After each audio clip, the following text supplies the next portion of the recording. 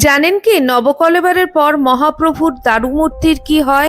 জগতের অধীশ্বর মহাপ্রভু শ্রী জগন্নাথ দেবের দারুমূর্তি প্রতি 12 থেকে 19 বছর অন্তর বদলে ফেলা হয়।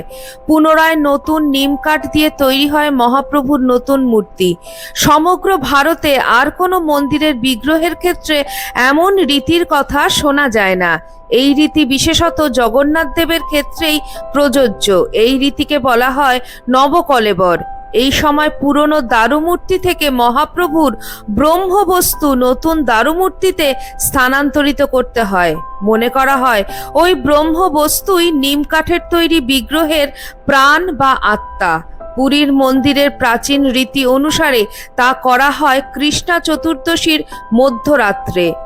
জানা যায় তখন সারা পুরীর সমস্ত আলো বন্ধ করে এই মহাকাজ সুসম্পন্ন করা হয়। এবার অনেকের মনে প্রশ্ন উঠতে পারে, তাহলে পুরনো দারুমূর্তিগুলোর কি করা হয়? এই মূর্তিগুলির ভাগ্যে কি ঘটে? জেনে রাখা প্রয়োজন, শ্রী মন্দিরের উত্তর দুয়ার অর্থাৎ হস্তিদ্বারের কাছে উত্তর পশ্চিম দিকে কয়েক ধাপ উঁচু একটি জায়গা আছে, যা প্রায় বিঘেখানেক বিস্তৃত। এই পুণ্যস্থানটি হল কৈলি বৈকুণ্ঠ বা কৈবল্য বৈকুণ্ঠ। কথিত আছে এই স্থানে পাণ্ডবেরা শ্রীকৃষ্ণের পিণ্ডদান করেছিলেন। তাই নবকলেবরের সময় পুরনো দারুমূর্তিগুলিকে এই কৈলি বৈকুণ্ঠেই সমাহিত করা হয়। এই স্থানটি দেখতে অনেকটা ছাদের ওপর বাগান থাকলে যেমন লাগে ঠিক তেমনই, অর্থাৎ রুফটপ গার্ডেনের মতন।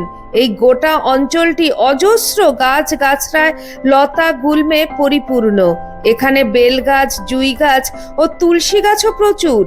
প্রচলিত বিশ্বাস অনুসারে দেবাদিদেব মহাদেব এই কৈলি বৈকুণ্ঠকে রক্ষা করে থাকেন।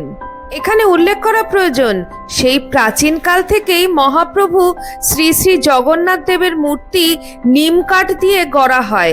তাই মহাপ্রভুর শ্রী মূর্তিকে বলা হয় দারু ব্রহ্ম। এই নিম কাঠ দিয়েই শ্রী জগন্নাথ দেব, বলভদ্রজি এবং মাতা সুভদ্রার বিগ্রহ তৈরি করা হয় এবং পূজা করা হয়।